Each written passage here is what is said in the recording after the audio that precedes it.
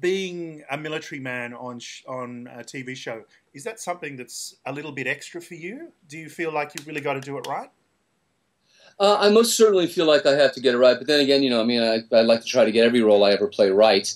A lot of people continue to this day, after 20 years of publicity, to ask me where I got the name. I've mentioned it many, many times. I was named after Gunnery Sergeant Lou Diamond, who was an Audie Murphy of the Pacific Theater in the Philippines. They called him, Lou Diamond. My father read a book about him and liked the name, and so, there it goes. I didn't make it up for the screen or anything like that. My porn name is certainly a lot different than that. Of course, I have to come up with a porn name. But at any rate, my father, both my biological father, Gerald Upchurch, and my stepfather, George Phillips, were in the Navy. There's a long tradition of military service in my family, both on the American and the Filipino side. And I've had the great honor of portraying, military types, throughout. And every time I put on a uniform, I am aware of the fact that I'm representing, the armed forces, whether it's in the United States or in Canada or, around the world, people who live a life of discipline and honor and duty. And so I try to bring a little bit of that, mentality to the roles that I play. Now, then the writers, twist that up and do some interesting things with it. And it turns out to be a lot of fun. Well, one of the biggest criticisms we've had on our local online forums is that where's LDP? There's not enough of him in the show. I love those people. They need a little more LDP. Tell them to write in. Let's start a petition. You can't start your day without a healthy dose of LDP. He's a hard ass, but he's almost like a reverse of Rush, where Rush is the hard ass scientist and you're the hard ass military guy. And it looks like you guys would actually get along. But can you tell us a little bit, maybe what's coming up 7, 8, 11 episodes that maybe he's going to flip out? Is he going to actually say, finally, let's have a mutiny? How's it going to happen? Who's that, Rush or Telford? Or both. Or both. One of the wonderful things about this show is that they present archetypes, iconic figures, in the science fiction world, or even in the pantheon of literature, or American cinema, and then they turn them on their heads. One of the things that's very attractive for actors like myself, or Bobby Carlyle, or Louis Ferreira, or Ming Na, is that we're not playing one-dimensional characters. There are a lot of layers, and what's sort of amazing to me about watching this genesis, more information, is supplied with each script. It builds. It's not just more of the same. And the characters get deeper, the storylines get more complicated, and the interactions between the characters not only tend to grow, but they reveal past histories, which I find very, very interesting. I mean, there are scenes between myself and Louis Ferreira. There are scenes between myself and Robert Carlyle that hint at a past that, quite honestly, I'm not necessarily always privy to. So, it's a bit like Christmas morning when we get a new script and we find out, oh, we did this in the past, or we've got this coming up. So it's actually quite exciting for us. Wow. So he's not gay? Telford? Well, I don't know yet. Every often, the Stargate is a little sore when I wake up in the morning, and I don't know why just yet. He's hiding something. He must be. I mean, his character chafes other people, so it's only fair that he gets chafed every once in a while. You know what I'm saying? Now, however, obviously, if he would be just fine with me. I mean, there's an awful lot of men in uniform on the Destiny, if you know what I'm saying.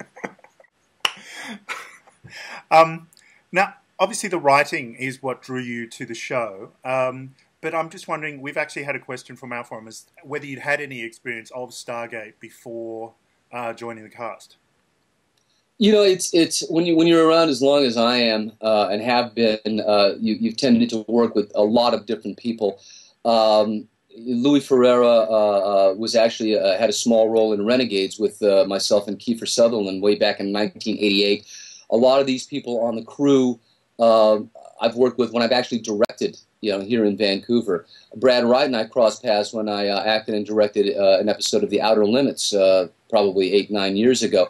And going way back, the original Stargate film, Dean Devlin is a good friend of mine. We've known each other for 20-something years, but I've not ever had the full-on Stargate experience. I was not necessarily one of the diehard fans. I've repeated roles in my past, like I followed Yul Brynner into The King and I, Richard Harrison, Richard Burton into Camelot.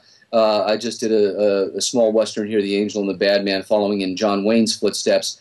And a lot of times I do not go back and look at the source material because I don't want to be influenced by whatever came before. I knew that Stargate Universe was going to be a new interpretation of the Stargate legacy, if you will. And so I wanted to come into it, as a fresh character with fresh eyes and bring, whatever I bring to the party, to the table. There's one show we've discovered at Sci-Fi, and we're going to play it in the local Sci-Fi channel, Wolf Lake. Yeah.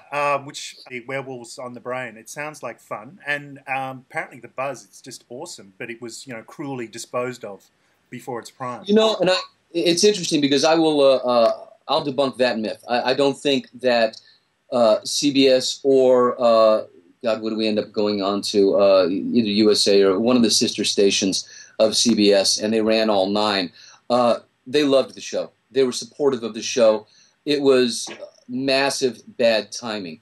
A lot of people are looking at Wolf Lake now and going, wow, this was a great show. Why didn't it make it? And especially now with Twilight and with the whole vampire craze and the werewolf craze, we were just ahead of the curve. What happened, and this is in no way to frivolize world events, Wolf Lake was scheduled to premiere September 12th, 2001. Damn. So there were bigger things going on in the world. They pushed our premiere by a week, and yet every week we were on Wednesday nights. We were up against Nightline and 2020 on the other major networks doing war coverage and terrorist reports. People didn't want to see a show about werewolves. So it was a show that I'm very proud of. It was an amazing cast, shot here in Vancouver, but it was not the right show for the time. La Bamba. What's your reaction now? You've heard of it? Yeah, I have. I hear it's really good. It's on cable every other week, but I haven't caught it lately. La Bamba is certainly my Cinderella story. Always will be. There's a deep, deep affection and love that I have, not only for the film itself, but for the people that I made the film with, and for the Valenzuela family. As a matter of fact, I just spoke to Richie's little brother Mario a couple of weeks ago, and he has a band, and at some point, whenever they're gigging around LA, I'm going to pop up and sing a song or two with them. So, I mean, it's sort of amazing that you can make something. I was 24 years old at the time. It was my first big film in Hollywood. I was actually cast out of Dallas, Texas, where I was working at the time. Yes, I still get a little annoyed when people scream at me from across the street, la, la, la, la, la, la, because they don't even really know the words. Yeah, it's a problem. Yeah, it is a problem. Or you can walk to the bar and go, "Not my Richie!" It's like, thank you. Buy me a drink at least, will you? But I love the film. Okay, so, I mean, the early 90s, you kind of had that patch where you were the guy from La Bamba. And I can't imagine how tough that is for an actor to try to be an actor and something new in each role, and everybody's just looking at you. For me, I was very, very fortunate. I mean, I was not a one-hit wonder. My first 3 films in Los Angeles and Hollywood were La Bamba, Stand and Deliver. Eddie Olmos was Oscar nominated. We were both Golden Globe nominated. We both won the Independent Spirit Award. And then Young Guns, and then Young Guns 2.